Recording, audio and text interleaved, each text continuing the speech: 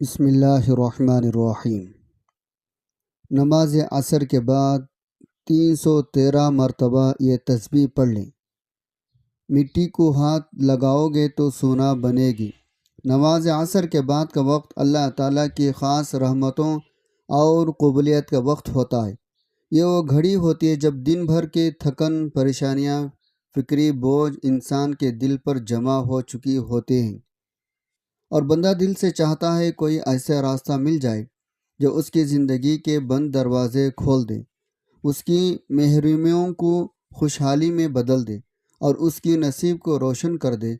ہمارے بزرگوں اور اولیاء اللہ اکرام نے ہمیشہ اس بات پر زور دیا ہے، جو شخص نماز عصر کے بعد اللہ کے ذکر میں مشغول ہو جاتا ہے، وہ دراصل اپنی تقدیر کے صفحات پر برکت اور رحمت کے الفاظ لکھوا لیتا ہے۔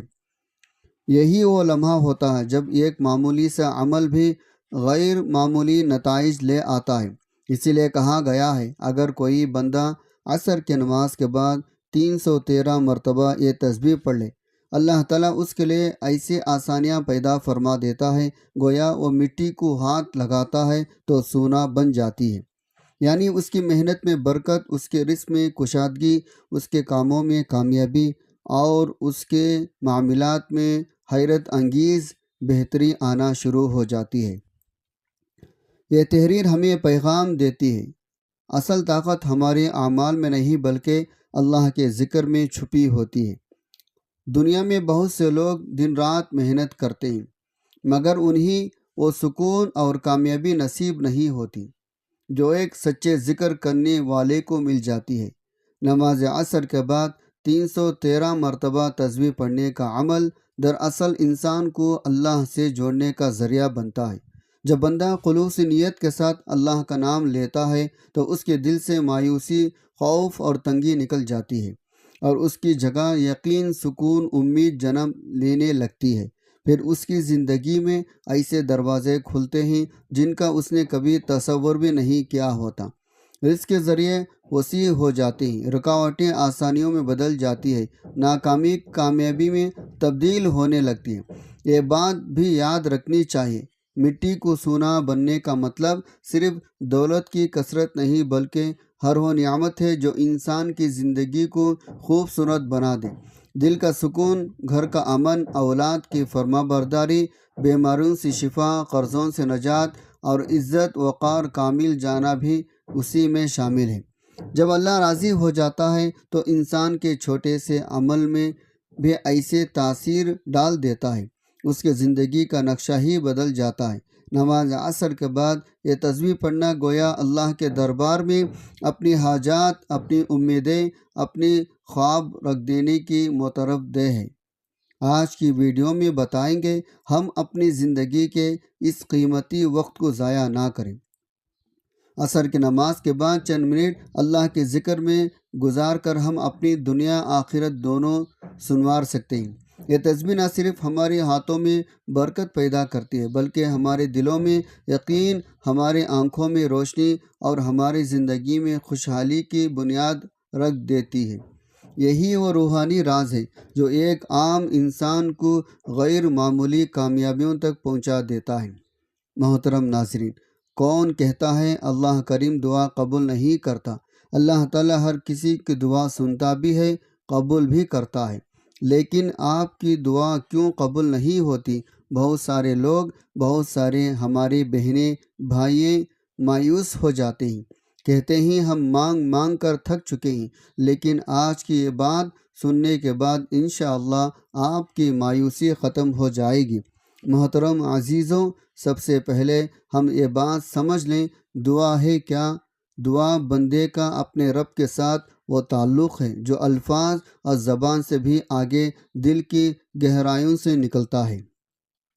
دعا مانگنا محض الفاظ دہرانا نہیں بلکہ دل کی کیفیت ہے جو رب العالمین کے سامنے عاجزی، انکساری کے ساتھ پیش کی جاتی۔ قرآن میں اللہ رب العزت نے فرماتے ہیں، جب میرے بندے آپ سے میرے بارے میں پوچھے تو میں قریب ہوں، میں دعا کرنے والوں کی دعا قبول کرتا ہوں جب وہ مجھے پکارتا ہے۔ محترم ناظرین، دعا کا مطلب یہ نہیں ہم بس مانگیں اور انتظار کریں، بلکہ دعا کا مطلب ہے یقین دلانا۔ جو ہم نے رب سے مانگا وہ ہمیں دے گا۔ دعا کے ساتھ دل کی توجہ بھی ضروری ہے۔ حضور پاک صلی اللہ علیہ وسلم نے فرمایا، اللہ تعالیٰ اس بندے کی دعا قبول نہیں کرتا جو غافل دل سے مانگے۔ اس کا مطلب یہ ہے دعا کے وقت دل اور زبان دونوں کی ایک ہونی چاہیے۔ محترم ناظرین، صحابہ اکرام رضی اللہ عنہم اجمعین جب دعا کرتے تھے ان کی دعا عاجزی اور خوف سے بھر جاتی تھی۔ آنکھوں میں آنسو ہوتے تھے، ہاتھ آسمان کی طرف اٹھتے ہوتے تھے اور زبان سے وہ کلمات نکلتے تھے جو سیدھا عرش تک پہنچ جاتے تھے۔ آپ صلی اللہ علیہ وسلم خود دعا میں عاجزی کی سب سے بڑی مثال ہے۔ ایک بار آپ نے پوری رات قیام کیا اور دعا کرتے ہوئے فرماتے رہے، اے اللہ، میں تیرا بندہ ہوں، تیرے بندے کا بیٹا ہوں، تیری لونڈی کے بیٹا کا بیٹا ہوں۔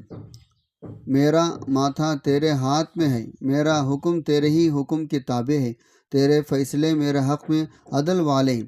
میں تجھ سے تیرے ہر اس نام کے وسیلے سے مانگتا ہوں جو تو نے خود اپنے لئے رکھا یا اپنے مخلوق کو سکھایا، اپنی کتاب میں نازل کیا یا اپنے پاس علم غیب میں محفوظ رکھا۔ تو قرآن کو میرے دل کا بہار بنا دے، میرے غمیوں کو دور کر دے، میری پریشانی کو ختم فرما دے۔ محترم ناظرین، دعا مانگنے کے کچھ آداب ہیں جو سیکھنے ضروری ہیں۔ سب سے پہلے آپ نے رب کے حمد و تعریف بیان کرنا، رسول اللہ صلی اللہ علیہ وسلم پر درود بھیجنا، پھر اپنی حاجت بیان کرنا، آخر میں دوبارہ درود اور اللہ تعالیٰ کی تعریف کرنا۔ اسی لیے جب شروع کرے تو یوں کہیں، اے اللہ، تمام تعریفیں تیرے لیے ہیں جو تمام جہانوں کا رب ہے، اور درود ہو تو تیرے نبی پر، پھر اپنی حاجت بیان کریں۔ محترم عزیزوں، دعا میں جلد بازی نہیں کرنی چاہیے، کیونکہ نبی صلی اللہ علیہ وسلم نے فرمایا، تم میں سے ہر ایک کی دعا قبول کی جاتی ہے جب تک وہ یہ نہ کہے کہ میں نے دعا کی لیکن قبول نہ ہوئی۔ دعا مانگتے وقت یہ یقین ہونا چاہیے، اللہ مجھے سن رہا ہے اور ضرور دے گا، چاہے فوراً دے یا کسی بھی بہتر وقت یا اس کے بدلے کوئی مصیبت ٹال دے۔ محترم ناظرین، یاد رکھیں، دعا صرف زبان سے مانگنے کا نام نہیں بلکہ یہ عمل بھی ہے۔ دعا مانگ کر کوشش کرنا چھوڑ دینا صحیح نہیں، دعا کے ساتھ محنت بھی ضروری ہے۔ جیسے اگر رزق کی دعا مانگ رہے ہیں تو رزق کے اسباب بھی اختیار کرنے چاہیے اور ساتھ ساتھ حلال کمائی کی نیت بھی ہونی چاہیے۔ بعض اوقات دعا کی قبولیت دیر سے اس لیے ہو جاتی ہے، اللہ اپنے بندے کو آزماتا ہے اور اس کی دعاؤں کا خزانہ جمع کرتا ہے تاکہ ایک ساتھ بڑی نعمت دے یا آخرت میں اس کو ایسی نعمات دے جو دنیا کی سب سے بڑی خواہش سے بھی زیادہ ہو۔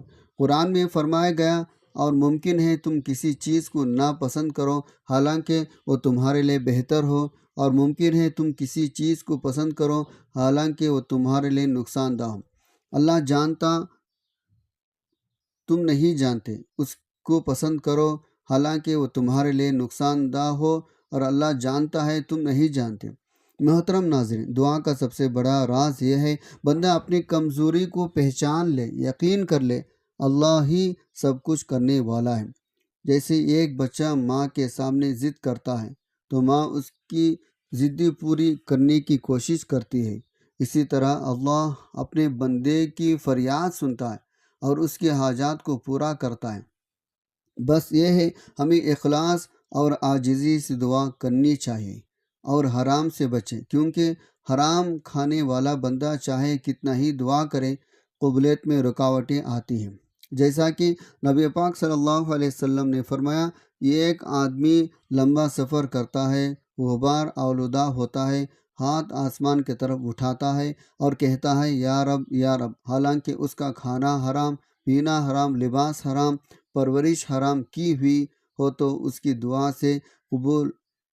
دعا کی قبول ہوگی۔ محترم ناظرین، اس لیے دعا مانگنے سے پہلے اپنے دل صاف کریں، کسی کا دل نہ دکھائیں، حلال کمائی کریں، والدین کو راضی کریں، اور پھر دعا مانگے، اللہ کے رحمت کے دروازے کھلتے ہی اس کا دعا کا اثر آپ کی زندگی میں ظاہر ہونے لگتا ہے۔ دعا مانگنے کے بعد مایوس نہ ہو بلکہ شکر ادا کریں، کیونکہ شکر سے نعمت بڑھتی ہے۔ قرآن میں فرمایا گیا، اگر تم شکر کرو گے میں تمہیں اور زیادہ دوں گا، اور یہ شکر صرف زبان سے نہیں بلکہ دل سے ہونا چاہیے۔ ناظرین محترم، عصر کے وقت دعا مانگنا اور تسبیح پڑھنا بہترین ہے۔ عصر کا وقت ویسے بھی قبولیت کا وقت ہے۔ اس گھڑی میں اگر کوئی شخص اخلاص کے ساتھ دعا کرے، فرشتے اس لیے دعا کرتے ہیں، آسمان زمین کے دروازے رحمت کے لیے کھل جاتے ہیں۔ اس وقت کی برکت ایسی ہے، اگر ہم جان لیں تو اسے کبھی ضائع نہ کریں۔ یہی وہ وقت ہے جس میں کچھ مخصوص اذکار، تسبیحات ایسے تاثیر رکھتے ہیں، زندگی بدل دیتی ہے۔ ناظرین محترم، نماز صرف چند رکعتوں کا نام نہیں، بلکہ اللہ اور بندے کے درمیان وہ عظیم ملاقات ہے جو دنیا کی کسی اور چیز سے بدل نہیں سکتی۔ قرآن مجید میں اللہ رب العزت فرماتے ہیں، بے شک نماز بے حیائی اور برے کاموں سے روکتی ہے، اور اللہ کا ذکر سب سے بڑی چیز ہے، اور یہ ذکر سب سے زیادہ کامل اور دل کی روشن کرنے والا اس وقت ہوتا ہے جب دل اور زبان دونوں ایک ساتھ اللہ کی طرف متوجہ ہوں۔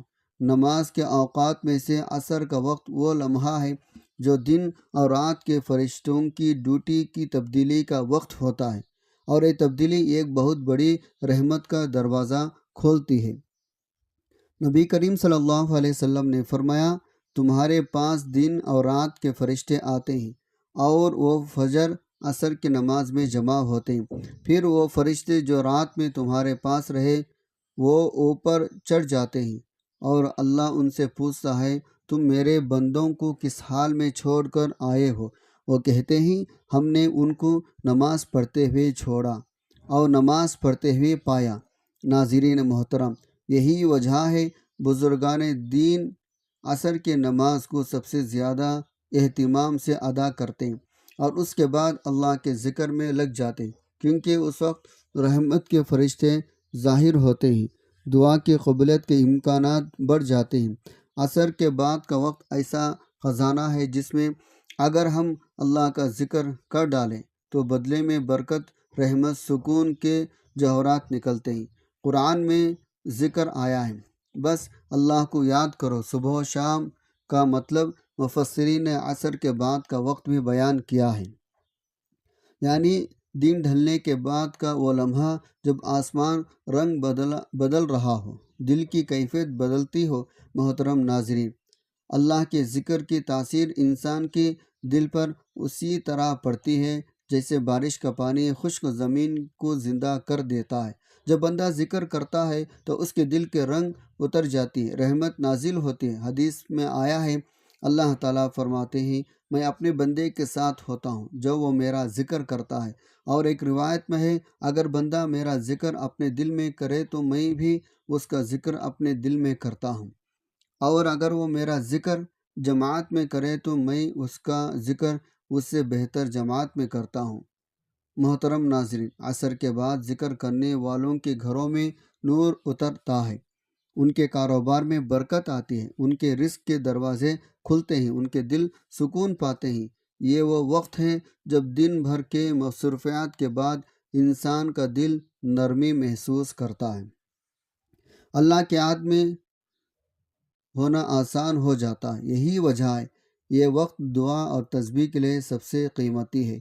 اور آج ہم جس عمل کے بارے میں جاننے والے ہیں، اگر کوئی بندہ عصر کے وقت میں یہ عمل کر لے تو اس کی تاثیر اتنی زبردست ہوتی ہے، جس چیز کو وہ ہاتھ لگاتا ہے وہ اس کے لیے سونے کے مانند بن جاتی ہے، یعنی ہر کام میں برکت اور فائدہ ہو جاتا ہے۔ محترم ناظرین، یہ کوئی مبالغہ نہیں بلکہ یہ اس ذکر اور اس طاقت کی برکت ہے، کیونکہ اللہ نے خود فرمایا، جو اللہ سے ڈرتا ہے اللہ اس کے لیے نکلنے کا راستہ بنا دیتا ہے، اور اس سے وہاں سے رزق دیتا ہے جہاں سے وہ گمان نہیں کر سکتا۔ رزق کا مطلب صرف مال نہیں بلکہ ہر وہ خیر جو انسان کی زندگی میں خوشی آسانی لائے۔ عصر کے بعد کا ذکر ایسا ہی خیر خزانہ ہے جسے سمجھنے والے کبھی خالی ہاتھ نہیں رہتے۔ ناظرین محترم، ہمارے بزرگان دین اس وقت کے ذکر کو اتنی اہمیت دی ہے، وہ اپنے معمولات میں سے کچھ بھی قربان کر دیتے ہیں، لیکن عصر کے بعد کا یہ لمحہ کبھی ضائع نہ کرتے۔ وہ جانتے تھے اس وقت کے الفاظ سیدھا عرش تک جا پہنچتے ہیں، اللہ کے حکم سے دنیا آخرت میں اثر ڈالتے ہیں۔ اس لیے اگر کوئی شخص رزق کی تنگی میں ہے، نقصان کا سامنا کر رہا ہے، بیماریوں میں مبتلا ہے یا دل کا سکون کھو چکا ہے، تو عصر کے بعد کا یہ عمل اس کی زندگی کا رخ بدل سکتا ہے، کیونکہ یہ وقت قبولیت کا ہے اور یہ عمل برکت والا ہے۔ محترم ناظرین، جس ذکر کے ہم آخر میں بات کریں گے، وہ اگر اس وقت میں کیا جائے تو اللہ کی قدرت کے نظام کے تحت اس کے نتائج ایسے آتے ہیں جیسے خشک شاخ پر پانی ڈالنے سے وہ ہری ہو جائے۔ یہ اللہ کی سنت ہے، جب بندہ اخلاص کے ساتھ دعا ذکر کر کے اللہ اس پر اپنی رحمت نازل کرتا ہے، اور یہ رحمت صرف روحانی نہیں بلکہ دنیاوی معاملات میں بھی ظاہر ہوتی ہے، جیسا کہ کاروبار میں غیر متوقع ترقی، گھر میں سکون، تعلقات میں بہتری، یہ سب اس وقت کے ذکر کی برکت ہے۔ اس لیے آج جب آپ یہ بات سن رہے ہیں تو دل میں عہد کر لیں، عصر کے بعد کوئی کا وقت ضائع نہیں کریں گے، بلکہ اس کو اللہ کے ذکر، دعا، اس خاص عمل کے وقف کریں گے، تاکہ آپ بھی اس بابرکت کو اپنی زندگی میں محسوس کریں۔ محترم ناظرین، جب بندہ عصر کے بعد کا وقت ذکر الہی میں گزارتا ہے، اس کی زندگی میں ایسی تبدیلیاں آتی ہیں جن کا اس نے خود کبھی تصور بھی نہیں کیا۔ یہ دونوں یعنی زبان اور دل جب اللہ کا ذکر کرتے ہیں، ان کے دل کا بوجھ ہلکا ہو جاتا ہے اور اللہ کی مدد ان کے ساتھ شامل ہو جاتی ہے۔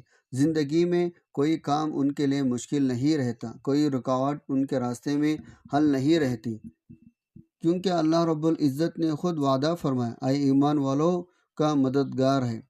جب مددگار اللہ ہو تو پھر کون ہے جو اس بندے کا کچھ بگاڑ سکے؟ ناظرین محترم، اللہ کی نصرت جب انسان پر اترتی ہے تو بظاہر عام انسان یعنی غیر معمولی کامیابیاں حاصل کر لیتا ہے۔ اللہ کے نبی نے فرمایا، جان لو اللہ کی مدد صبر کے ساتھ آتی ہے، کشادگی تنگی کے بعد آتی ہے، آسانی مشکل کے بعد آتی ہے۔ یہ اللہ کی سنت ہے، جو بندہ اخلاص کے ساتھ اللہ کے ذکر کرے، اللہ اس کے کاموں میں ایسی برکت ڈال دیتا ہے، لوگ حیران رہ جاتے ہیں۔ وہ انسان جو کام شروع کرتا ہے، اللہ اس میں آسانیاں پیدا کر دیتا ہے، اس کے وسائل بڑھا دیتا ہے اور ایسے اسباب مہیا کرتا ہے جو اس کے وہم گمان بھی نہیں ہوتی۔ محترم ناظرین، یہی مٹی کو سونا بنانے کا اصل مطلب ہے۔ جو بھی کام وہ بندہ کرے، اللہ اس میں اتنی برکت نازل کر دیتا ہے، وہ تھوڑے وسائل بھی بڑے نتائج حاصل کرتا ہے۔ اس کے کاروبار میں ترقی ہوتی ہے، اس کے گھر میں سکون پیدا ہوتا ہے اور اس کے رشتے بہتر ہو جاتے ہیں۔ یہ سب اللہ کی رحمت نصرت کا حصہ ہے۔ قرآن مجید میں فرمایا گیا، جو اللہ سے ڈرے، اللہ اس کے لیے نکلنے کا راستہ بنا دیتا ہے اور اسے وہاں سے رزق دیتا ہے جہاں سے وہ گمان بھی نہیں کرتا۔ ناظرین، یہ وعدہ صرف کاغذ نہیں ہے بلکہ حقیقت ہے۔ اس دنیا میں لاکھوں مثالیں موجود ہیں جہاں لوگوں نے اللہ کی ذکر، اس پر توکل کے نتیجے میں اپنی زندگی کو بدل دیا۔ یہ ذکر صرف زبان سے دہرانے کا نام نہیں بلکہ اس میں دل کی راحت ضروری ہے۔ جب دل بھی اللہ کے ساتھ جڑ جائے تو ذکر ایک روشنی بن کر زندگی کے ہر گوشے کو منور کر دیتا ہے۔ حدیث میں آتا ہے، تمہاری مثال اس شخص کی مثال جو اپنے رب کا ذکر نہیں کرتا ایسی ہے جو جیسا زندہ اور مردہ، یعنی ذکر سے دل زندہ ہو جاتا ہے۔ زندہ دل ہی وہ ہے جس میں اللہ کا نور اور برکت اترتی ہے۔ محترم ناظرین، جو لوگ اس وقت یعنی عصر کے بعد اللہ کے ذکر میں لگ جاتے ہیں، وہ دراصل اپنے آنے والے دنوں کی بنیاد کو مضبوط کر رہے ہوتے ہیں۔ وہ ہر اس کام میں کامیابی کے قریب ہو جاتے ہیں جو کرتے ہیں، کیونکہ اللہ ان کی نیت کو دیکھ کر ان کے لیے ایسے اسباب پیدا کر دیتا ہے۔ جب اللہ کی نصرت شامل ہو تو ایک چھوٹا سا بیج بھی درخت بن جاتا ہے۔ جب اللہ کا ذکر دل میں اتر جائے تو عام سا کاروبار بھی ترقی کے سیڑھیاں چڑھ جاتا ہے۔ گھر کے حالات بھی بدل جاتے ہیں۔ ناظرین یاد رکھیں، مٹی کو سونا بنانے کا مطلب یہ نہیں اسی وقت مٹی ہاتھ میں آ کر سونا بن جائے گی، بلکہ اس سے مراد یہ ہے اللہ اس شخص کے ہر عمل میں خیر ڈال دیتا ہے۔ وہ جو چیز بھی کرتا ہے وہ اس کے لیے نفع بخش بن جاتی ہے، اور نقصان کے اسباب بھی فائدے بھی بدل جاتی ہیں۔ یہ سب کچھ اس لیے ہوتا ہے اللہ کی مدد اور برکت اس کے ساتھ شامل ہو جاتی ہے۔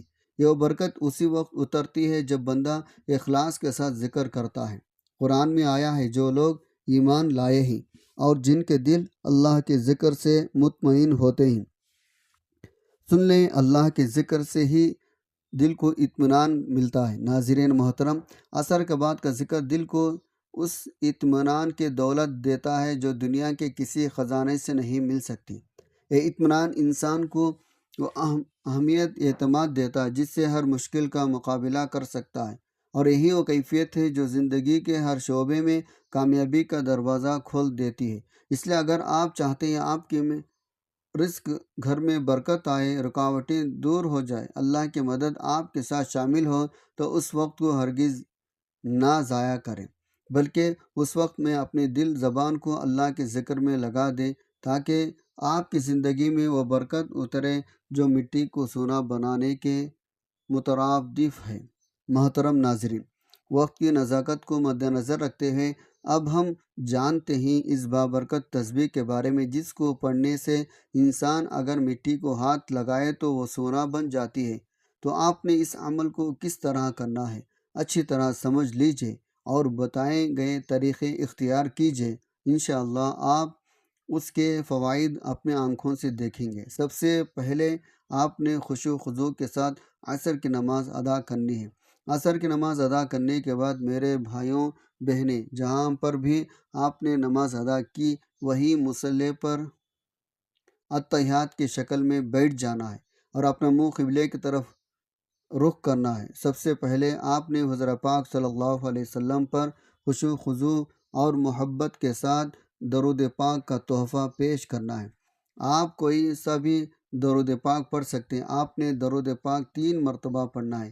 ایک مرتبہ آپ اصول برکت ثواب کی نیت سے میرے ساتھ بھی درود پاک پڑھ لیں۔ اللہم صلی علی محمد وعلی آل محمد کما صلیت علی ابراہیم وعلی آل ابراہیم انکا حمید مجید۔ اللہم بارک علی محمد وعلی آل محمد کما بارکت علی ابراہیم وعلی آل ابراہیم انکا حمید مجید۔ درود ابراہیمی 3 بار پڑھنے کے بعد آپ نے سورہ اخلاص پڑھنی ہے۔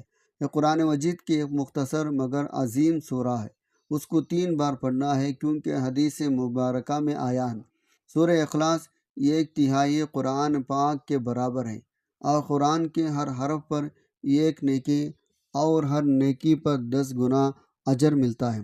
تو آپ سوچیں اس کا ثواب کس قدر زیادہ ہے۔ بسم اللہ الرحمن الرحیم۔ قل هو اللہ احد اللہ الصمد لم یلد ولم یولد ولم یکن لہ کفوا احد۔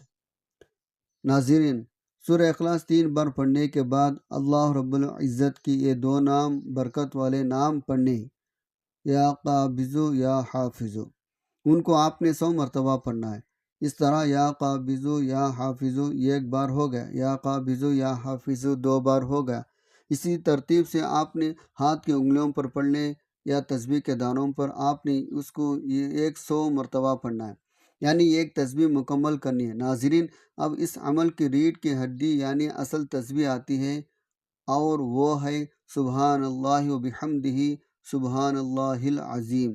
یہ وہ ذکر ہے جو بندے کو دنیا آخرت دونوں میں کامیابی دیتا ہے۔ آپ نے اس کو خشوع و خضوع کے ساتھ عاجزی کے ساتھ آنکھیں بند کر کے 313 بار پڑھنا ہے۔ آپ چاہیں تو تسبیح کے دانوں پر پڑھ لیں یا آپ ہاتھ کی انگلیوں پر پڑھ لیں، لیکن تعداد بالکل 313 ہونی چاہیے۔ اس ذکر کی فضیلت یہ ہے، رسول پاک صلی اللہ علیہ وسلم نے فرمایا، 2 کلمے ایسے ہیں جو زبان پر ہلکے مگر ترازو میں بھاری اور اللہ کو بہت محبوب ہے۔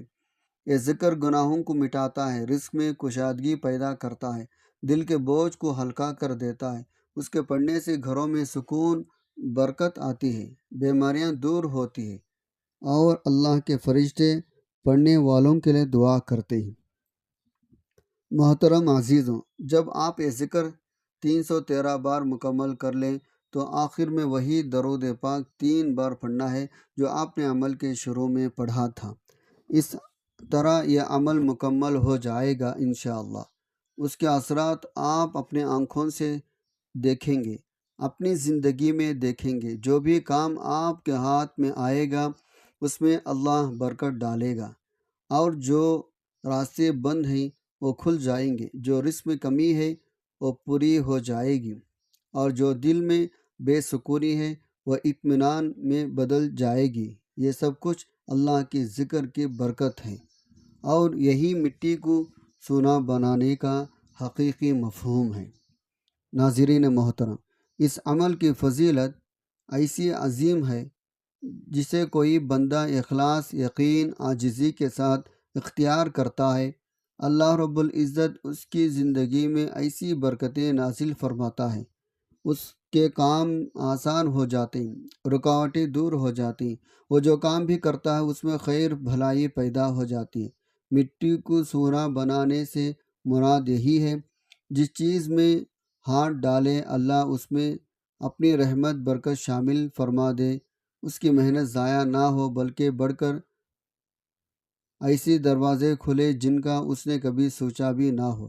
یہ عمل خاص طور پر اس وقت زیادہ اثر رکھتا ہے جب بندہ عصر کے نماز کے بعد خشوع خضوع کے ساتھ بیٹھ کر اللہ کے ذکر کرے، جیسا کہ ہم نے اس میں درود ابراہیمی، سورہ اسماء حسنہ اور سبحان اللہ بحمدہ سبحان اللہ العظیم کا ورد بتایا۔ یہ سب چیزیں مل کر ایسی روحانی طاقت پیدا کرتی ہے جو بندے کے دل کو نور، گھر کو برکت سے بھر دے۔ جو بندہ اس عمل کو اپنی زندگی کا حصہ بنا لے، اس کے رزق میں اضافہ، دل میں سکون، مشکلات میں آسانی، کاروبار میں یا ملازمت میں ترقی ہوتی ہے، گھر میں محبت، خوشحالی، رحمتیں اترتی ہے۔ جو بندہ خود کو اللہ کی مدد، نصرت کے سائے میں محسوس کرتا ہے۔ ناظرین محترم، ہماری آج کی ویڈیو اگر آپ کو اچھی لگی ہو تو اس کو لائک کریں، شیئر کریں۔ اگر آپ ہمارے چینل پر نہیں ہیں تو اس کو سبسکرائب کر دیں، ساتھ لگے گھنٹی کے بٹن کو ضرور دبا دیں تاکہ جب بھی میری نئی ویڈیو آئے آپ تک پہنچتی رہے۔ کمنٹ باکس میں اللہ کریم کے بابرکت ناموں میں سے ایک نام اصول برکت ثواب کے لیے ضرور تحریر فرما دیں۔ آخر میں اللہ رب العزت سے دعا ہے، اللہ ہمارے دل کو اپنی یاد سے آباد فرما، ہمارے گھروں میں اپنی رحمتیں برکتیں نازل فرما، ہماری دعاؤں کو قبول فرما، ہماری مشکلات کو آسانی میں بدل دیں، ہمارے رزق میں کشادگی، ہمارے کاموں میں برکت عطا فرما۔ اللہ ہمیں اس عمل کی برکت سے دنیا آخرت میں دونوں میں نواز دیں، اور ہمیں اپنی رضا کا قرب عطا فرما۔ اللہ تعالی ہمیں نیک اعمال کرنے کی توفیق عطا فرما، نیکی کی بات کو سننے، سمجھنے اور اس پر عمل کرنے کی طاقت، توفیق، مرحمت فرما۔